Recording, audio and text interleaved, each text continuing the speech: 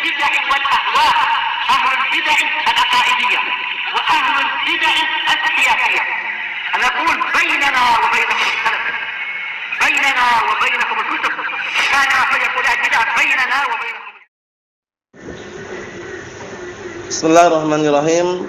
Alhamdulillah wassalatu wassalamu ala Rasulillah wa ala alihi wa sahbihi wa man walah, amma ba'd. Kita lanjutkan bacaan terhadap kitab Syarah Lum'atul I'tiqad yang syarah oleh Asy-Syaikh Shalal Fauzan hafizallahu taala wa ra'ah, yang mana sekarang kita masih berada pada pembahasan seputar ayat yang berkaitan mengenai penetapan kedua tangan untuk Allah Subhanahu wa taala. Halaman 65, perhatikan yang punya kitabnya. Qala Asy-Syaikh Shalal Fauzan hafizallahu taala wa ra'ah, bal yadahu mabsutatan yunfiqu kaifa yasha. Bahkan kedua tangan Allah Subhanahu wa taala itu dibentangkan, memberikan infak rezeki kepada siapapun yang Allah taala kehendaki. Di sini barakallahu fikum jelas sekali ayat menunjukkan bahwasanya Allah Subhanahu wa taala memberikan rezeki, memberikan kenikmatan kepada hamba-hambanya. Tidak seperti orang-orang Yahud yang mengatakan kedua tangannya apa kemarin? Terbelenggu katanya. Allahumma musta'an. Kita lihat, fa wasafa nafsahu bi anna lahu yadain. Nah, barakallahu fikum, maka di sini Allah taala mensifati dirinya bahwasanya Allah taala punya dua tangan. Allah Subhanahu wa taala punya dua tangan. Wa annahu yunfiq subhanahu kaifa yasha, dan bahwasanya Allah Subhanahu wa taala menginfakkan, memberikan infak, memberikan rezeki kepada siapapun yang Allah taala kehendaki. La ahad ya'tarid alaih, enggak ada seorang pun yang menentang. Wala yamna'uh, tidak ada pula yang menghalang-halanginya. Wala yamna' fadlah subhanahu wa ta'ala, dan enggak ada seorang pun yang menghalang-halangi keutamaan Allah taala. Enggak ada yang berani menghalang-halangi dan enggak ada yang mampu. Karena rezeki semuanya mutlak di tangan siapa? Allah Subhanahu wa taala. Allah taala memberikan rezeki kepada siapapun yang Allah taala kehendaki, kan gitu. Naam. Asy-syahid minal ayah, syahid inti dari ayat tersebut, yadahu. Lafaz yadahu itu syahidnya.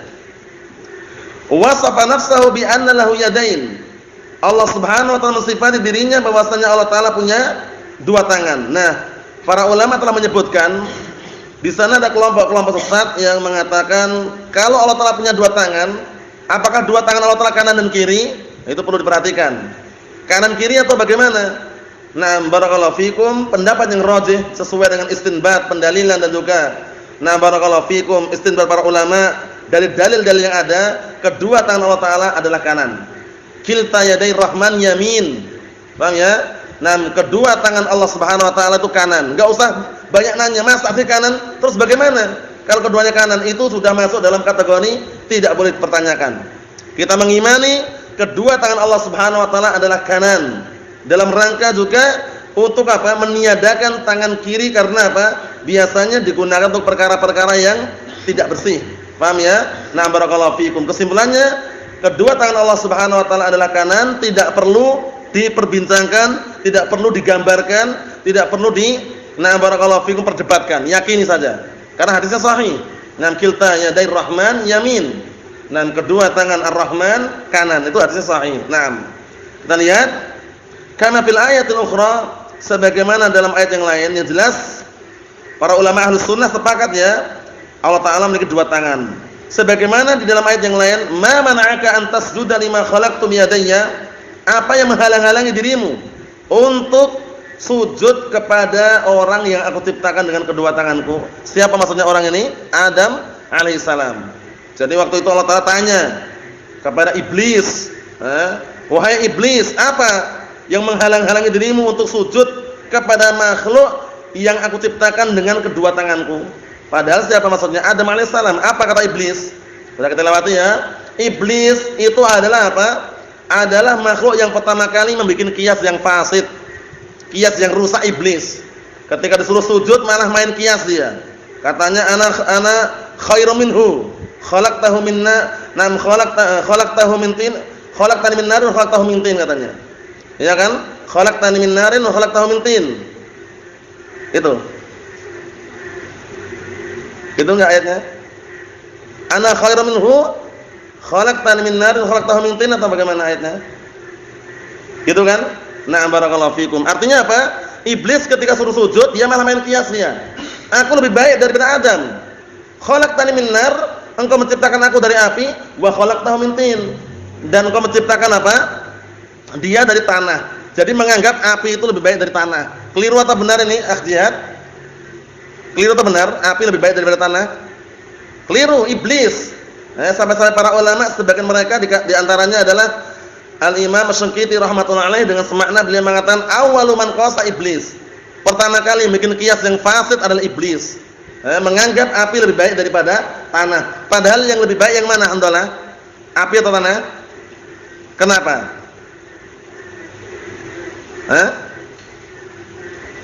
Kenapa kalau tanah nama lebih baik? Bisa menumbuhkan tumbuh-tumbuhan, bisa dipakai untuk bercocok tanam. Kalau api bagaimana sifatnya? Membakar, merusak, paham ya? Jadi kiasnya kias fasid. Nah, barakallahu fi, kiasnya kias fasid. Iblis seperti itu. Paham ya? Nah, ketika disuruh sujud, dia malah main kias fasid tadi itu. Kita lihat sini. Nah, barakallahu fikum, ma mana'aka an tasjuda lima khalaqtu bi yadayya? Apa yang menghalangi dirimu untuk barakallahu fikum sujud kepada makhluk yang aku ciptakan dengan kedua tanganku? Haitsu khalaqa Adam bi yadayhi. Subhanahu wa ta'ala. Yaitu karena Allah Ta'ala menciptakan Adam dengan kedua tangannya. Wa amma baqiyatul khalaiq fa innahu yakhluquhuma bi amrih. Penting ini. Adapun sisa makhluk-makhluk yang ada, Allah Subhanahu wa taala menciptakannya dengan perintahnya. Kun fayakun. Jadi maka jadilah. Paham ya? Tapi Nabi Adam alaihissalam khusus Allah Ta'ala ciptakan dengan tangannya Allah Subhanahu wa taala. Paham ya? Dengan kedua tangannya Allah Subhanahu wa ta'ala. Naam, memang dari tanah, tapi Allah Subhanahu wa ta'ala menciptakannya dengan kedua tangannya. Adapun makhluk yang lainnya, kun fayakun. Paham ya? Kita lihat. Yaqulu lisyai' kun fayakun. Allah Ta'ala mengatakan pada sesuatu kun fayakun. Jadi maka jadilah. Jadi semuanya mudah bagi Allah Ta'ala ya. Naam. Tatakawwan ala syai' bi amrihi subhanahu. Semua perkara tersusun dengan perintah Allah Subhanahu wa ta'ala. Amma Adam fa innallaha khalaqahu bi yadihi subhanahu. Masyaallah. Adapun Adam alaihissalam, maka sungguhnya Allah Ta'ala menciptakannya dengan tangannya Allah Subhanahu wa ta'ala. Wa hadza tasyrifun li Adam alaihissalam, alaihi salatu wassalam. Ini bentuk pemuliaan untuk Nabi Adam alaihi salatu wassalam min bainis sa'ilil khalqi.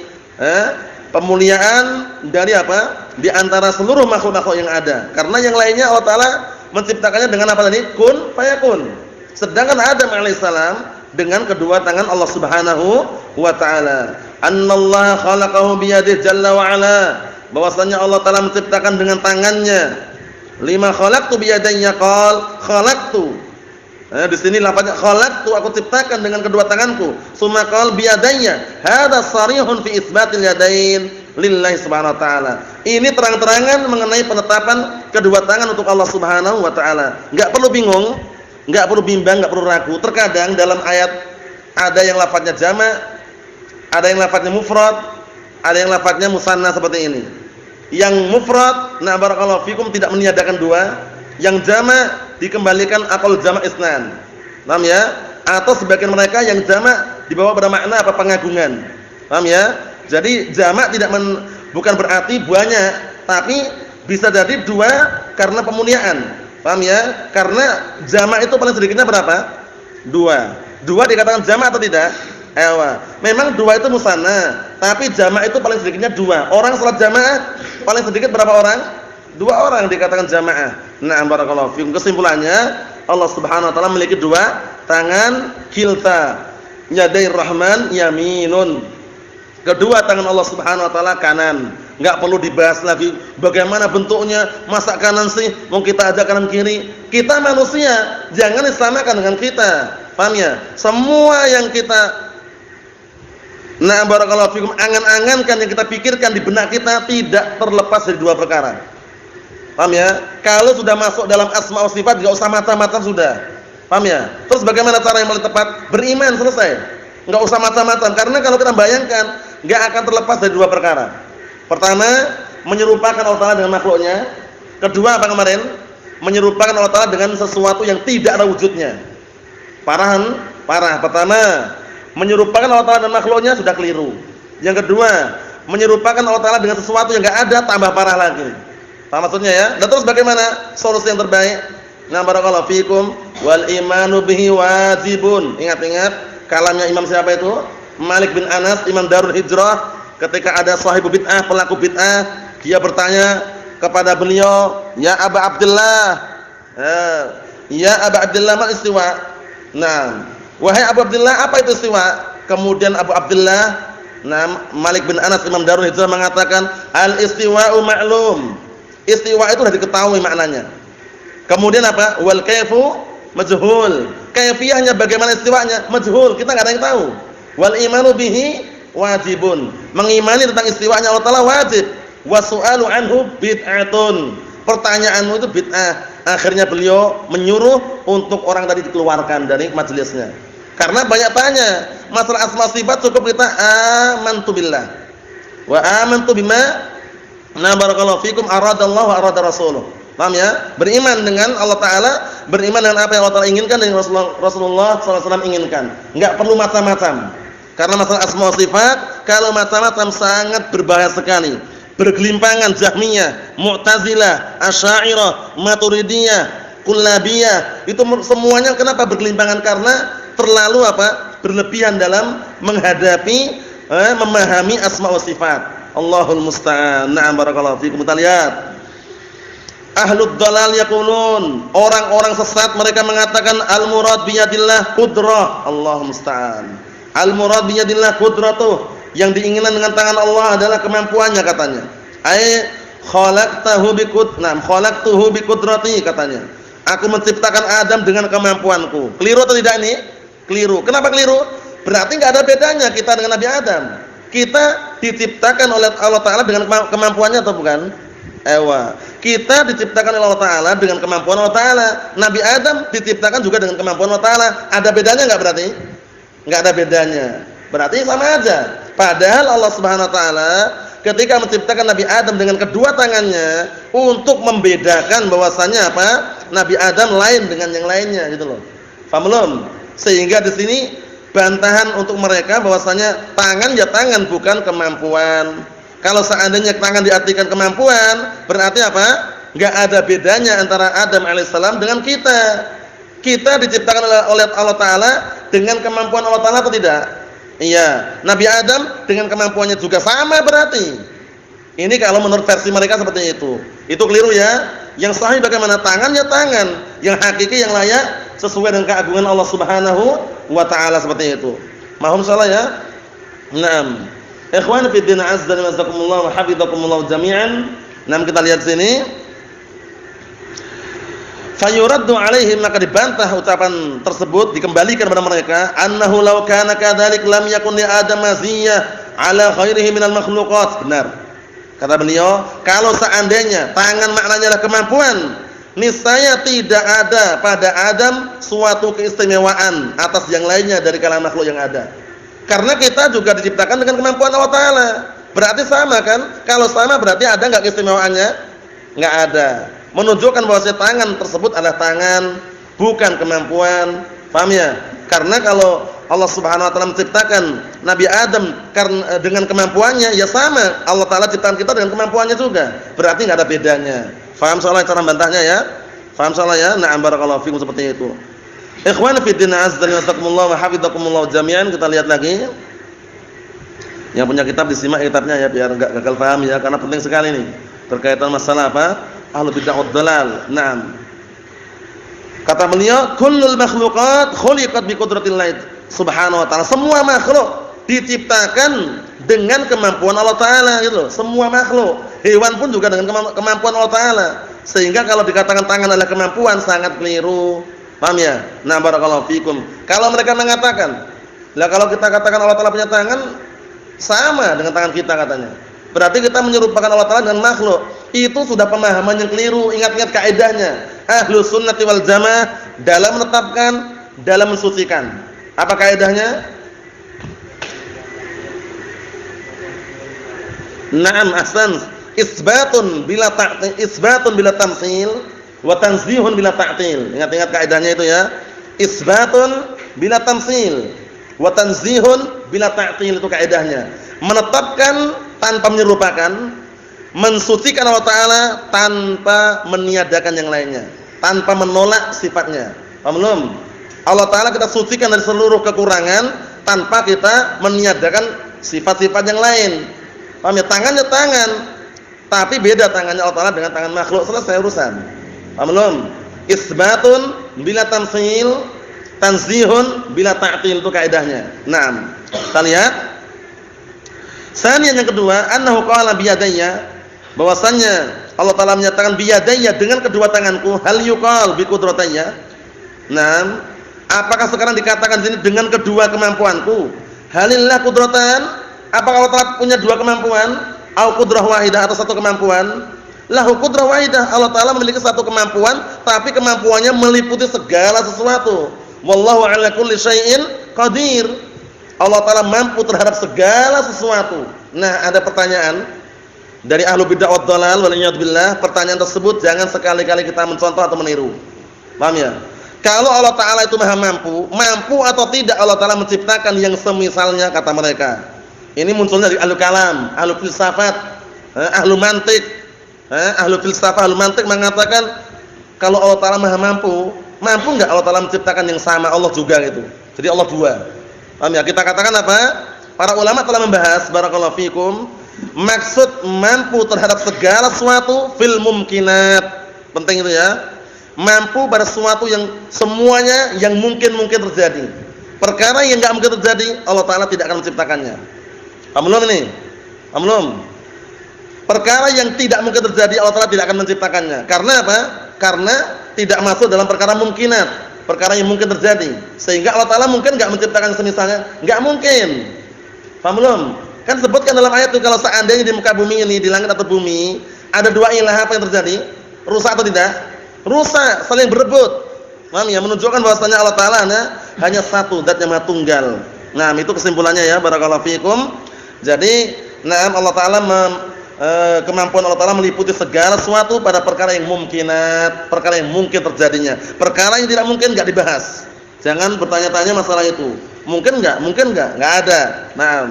Fadalla ala anna qaulahu biyadayya, maka ini menunjukkan bahwasannya ucapan Allah Ta'ala biyadayya dengan kedua tangannya, tasniyatu yadil hakikiyah, yaitu duanya tangan tersebut secara hakikat. Tangannya dua. Kama yufham hada minal ma'na al-lughawi wal ma'ruf fil hissi, sebagaimana hal ini dipahami dari makna secara bahasa dan juga sudah dikenal secara apa? Secara perasaan. Paham ya? Perasaan kita, hisnya kita, yang namanya dua tangannya tangan beneran gitu loh. Nah, barakallahu fikum. Lakin lahu yadan subhanahu wa ta'ala takhtassan bihi. Akan tapi Allah Ta'ala punya dua tangan yang khusus untuk Allah Subhanahu wa ta'ala.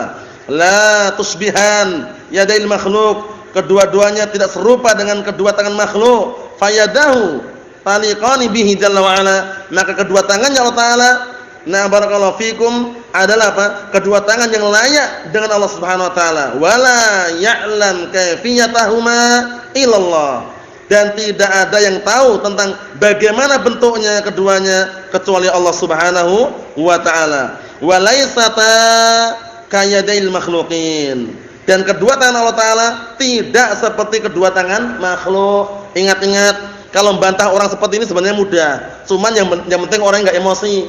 Paham ya? Karena kadang kita Ahlus Sunnah juga emosi kalau ngelayani orang seperti ini, ya enggak? Dikatakan berkali-kali jangan menyerupakan Allah Ta'ala dan makhluknya. Ngayal juga dia. Kalau Allah Ta'ala punya tangan berarti sama dengan tangan kita. Sekarang kita debat secara halus, tapi Bapak jangan emosi ya. Gitu dulu. Kalau bapaknya bilang, "Ya, anak enggak emosi." Sekarang Bapak punya tangan enggak, Pak? Punya. Maaf ya, Pak ya. Kucing punya tangan enggak, Pak? Punya juga, kucing punya tangan. Apakah tangan Bapak sama dengan tangan kucing? Kata Bapak, sama, berarti bohong dia kalau sama. Paham ya? Dia enggak akan mengatakan enggak sama. Mungkin tangan manusia masa sama dengan tangan kucing? Sama-sama makhluk ada berbeda, apalagi makhluk dengan Al-Khaliq lebih beda lagi. Namanya qiyas aulawi namanya ya. Barakallahu fikum, lebih-lebih lagi Allah Ta'ala lebih berbeda lagi. Sama-sama makhluk ada beda. Tangan Bapak sama enggak tangan kucing, Pak? Oh enggak sama Mas, ini tangan manusia, masa sama dengan kucing? Lah kok Bapak menyamakan tangan Allah Ta'ala dengan makhluk? Berhenti dia, diam di situ. Karena enggak mungkin dia akan menyamakan. Kalau dia menyamakan tangan Bapak sama dengan tangan kucing, sama persis katanya. Enggak mungkin. Paham ya? Secara apa logika seperti itu. Mahum ya? Ayo nah barakallahu fikum, kita lihat lagi. Fahum yanfauna 'anil yadain khasyatan min at-tashbih bi za'mihim. Allah musta'an, ini lihat ini. Mereka meniadakan dari Allah Ta'ala kedua tangan karena khawatir adanya penyerupaan menurut sangkaan mereka. Kami khawatir kalau menetapkan Allah Ta'ala punya tangan, khawatir nanti menyerupakan dengan makhluk, kata mereka. Khawatir katanya. Nah, kita katakan apa kaidahnya ini? Isbatun bila tamtsil, tanzihun bila ta'til, selesai. Menetapkan tanpa menyerupakan, mensucikan Allah Ta'ala tanpa meniadakan, tanpa menolak sifat yang lainnya. Kan itu. Ini kata-kata mereka seperti itu. Kita khawatir. Kalau Allah Ta'ala punya tangan, khawatir Allah Ta'ala nanti serupa dengan makhluk. Fanaqul la tashbiha abada. Tidak ada keserupaan selama-lamanya. Li'annahu la tashabuha baina yadillah wa baina yadil makhluk. Masyaallah. Dikarenakan enggak ada keserupaan antara tangan Allah Ta'ala dan antara tangan makhluk. Enggak ada keserupaan. Sesama makhluk aja sama-sama manusia, sama-sama punya tangan. Apakah tangannya sama persis? Enggak sama. Terkadang ada yang tangannya kecil, ada yang tangannya pendek, ada yang tangannya besar, ya enggak? Ada juga yang terkadang barakallahu fikum, tangannya bengkok misalkan, ada tangannya lurus, macam-macam. Sama-sama tangan padahal. Ingat-ingat kaidahnya kemarin, apa kaidahnya? Alhamdulillah.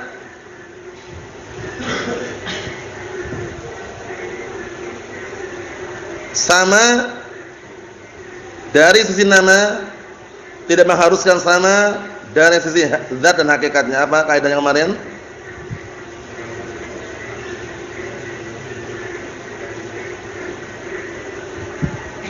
Awanam barakallahu fikum, ahsan.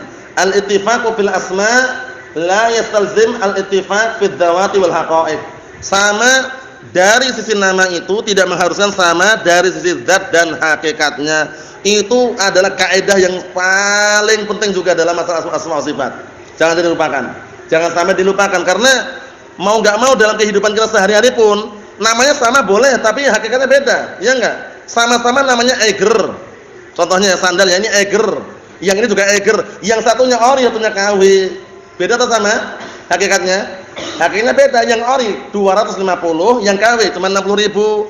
Maklum. Itu contohnya aja. Contoh bahwasanya sama nama ternyata hakikatnya beda gitu loh ya. Nah, barakallahu fikum, Allahul musta'an. Kita lihat sini. Naam, hasya wa kalla. Sekali-kali enggak akan mungkin, tidak mungkin. Tidak akan mungkin sama tangan Allah Ta'ala dengan makhluk. Wa innama yaqa'u at-tashabuh 'inda man la ya'qil. Bahwasanya terjadi keserupaan bagi orang yang tidak paham. La ya'qil wa la yafham, karena orang memahami itu dengan akal bukan dengan otak. Otakmu di mana kok enggak paham kayak gini aja? Keliru. Kok nanya otak? Otak di kepala, otak letaknya. Pemahaman letaknya bukan di otak tapi di hati. Paham ya? Otakmu di mana? Otakmu di dengkul ya? Otak di dengkul gimana? Yang nanya ini gagal paham itu loh, otak di dengkul. Otak di mana? Otak di kepala kan? Nah, seharusnya dia ngomong akalmu di mana kok enggak paham. Kok otak terus yang dibahas? Ana sering dengar, antum dengar juga ya. Otakmu di dengkul, otak di dengkul gimana? Dia yang nanya itu enggak paham juga, otak di dengkul, coba bayangkan. Otak di mana, Abu Ahmad? Di kepala kan? Kepala, di dengkul gimana? Orang kalau nanya, antum itu kok enggak paham tuh akalmu di mana? Paham ya? Karena orang memahami dengan akal bukan dengan otak. Lahum qulubun la yafqahuna biha. Mereka memiliki apa? Memiliki mata hati tapi tidak digunakan untuk memahami dengannya. Menunjukkan bahwasanya apa? Orang memahami perkara itu dengan apa? Dengan akal. Akal letaknya di dalam hati, bukan di atas, bukan apa? Bukan di dalam kepala. Hanya saja otak ada fungsinya ikut berperan untuk menyalurkan itu mungkin. Tapi kalau secara mutlak otak itu yang digunakan untuk berpikir, untuk memahami, itu enggak benar. Paham ya? Nah, barakallahu fikum. Kita lihat sini. Wala yafham kalamullah. Terjadi penyerupaan, kesamaran itu menurut orang yang tidak memahami dan tidak paham terhadap ucapan Allah Ta'ala. Wa amma ahlul ilm fala yushkil hadza alaihim. Adapun ahlul ilm maka tidak ada iskal, tidak ada permasalahan dalam masalah ini. Mereka yakin semuanya. Tangan ya tangan, turun ya turun. Paham ya? Allah Ta'ala turun ke langit dunia kapan? Sepertiga malam terakhir. Yang turun apanya? Utusannya, perintahnya, malaikatnya, atau benar-benar Allah Ta'ala turun? Benar-benar Allah Subhanahu wa Ta'ala turun. Oleh karena itu, entah ulang-ulang lagi ya. Nasihat untuk anak pribadi dan segenap ikhwah, jangan malas-malasan bangun malam. Baik yang masih bujangan maupun yang berkeluarga. Karena kalau malas-malasan bangun malam, enggak pernah salat malam, enggak pernah dihidupkan rumahnya dengan qiyamul lail, itu sangat disayangkan sekali. Imam Ahmad bin Hanbal rahmatullahi alaih pernah ditanya dengan semakna, beliau menjawab rajulun su, lelaki yang jelek kalau enggak pernah salat malam. Jadi upayakan kalau seandainya dia tidur di rumah, alarm standby. Siapkan alarm. Kalau misalkan dekat mengganggu, agak jauhkan, suaranya dikeraskan. Karena biasanya kalau didekatkan di telinganya dimatikan lagi. Paham ya? Nah, barakallahu fikum, salat malam qiyamul lail sepertiga malam terakhir, bayangkan. Apa? Apa? Nah, barakallahu fikum, balasan dan apa keistimewaan salat sepertiga malam terakhir di antaranya disaksikan oleh para malaikat. Kemudian bertepatan dengan apa? Turunnya Allah Subhanahu wa Ta'ala ke langit dunia. Ditambah 3 jaminan. Apa 3 jaminan itu? 1, yang minta ampunan diampuni. 2,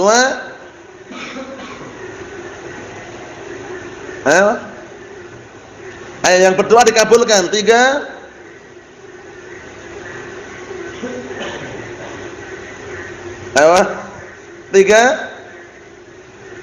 yang minta diberi.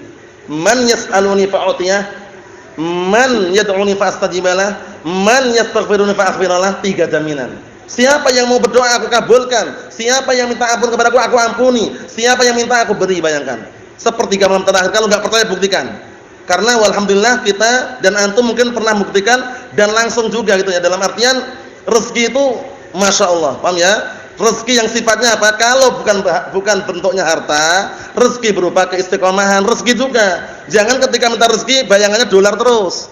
Paham ya? Bayangannya rupiah. Ya Allah, Allah marzuqna ya Razzaq. Allah marzuqna ya Razzaq. Allah marzuqna ya Razzaq. Ya Allah berikan kami rezeki. Bayangannya uang terus, ratusan ribu, Soekarno-Hatta terus. Keliru. Paham ya? Ketika antum minta rezeki, jangan lupa rezeki yang paling besar rezeki berupa keistiqomahan. Di atas Al-Quran dan As-Sunnah. Rezeki harta diantaranya. Paham ya? Nah, kalau seandainya ketika antum berdoa, ya Allah berilah kami rezeki, kok ternyata pagi harinya enggak dapat uang, antum dapat rezeki berbagai istiqomahan. Paham belum? Karena apa? Karena rezeki Allah Subhanahu wa Ta'ala itu, na'am barakallahu fikum hafizakumullah, sangat luas sekali. Jadi kalau minta jangan fokusnya ke rezeki yang berupa harta. Na'am barakallahu fikum, Allahu musta'an. Ikhwani fi din, azza wa jazakumullah wa hafizakumullah jami'an. Jadi kesimpulannya, Allah Subhanahu wa Ta'ala ketika menyebutkan melalui lisan Rasulnya sallallahu alaihi wasallam bahwasanya Allah Ta'ala turun ke langit dunia sepertiga malam terakhir, itu yang turun ya benar-benar Allah Subhanahu wa Ta'ala, bukan makhluknya, bukan utusannya, bukan malaikatnya. Ingat-ingat ya, biasakan qiyamul lail, salat malam, enggak usah banyak-banyak, 3 rakaat kalau terasa berat untuk banyak. 3 rakaat, 2 rakaat salam, ditutup witir 1 rakaat. Ij'alu akhir salatikum bil laili witra. Jadikanlah akhir malam salat kalian itu witir. Witir paling sedikitnya berapa rakaat? 1 rakaat. Setelah itu berdoa, ya Allah, Allahumma yassir lana umurana wa wasi' rizqana wa barik fi. Allahumma arzuqna ya Razzaq. Allahumma ighfir lana ya Ghaffar. Allahumma arinal haqqa haqqa. Doa-doa yang lainnya. Tafadhal. Yang jelas apa? Salat malam, qiyamul lail itu termasuk apa? Termasuk na'am barakallahu fikum kegiatan dan juga termasuk kebiasaan ibadahnya para nabi dan rasul.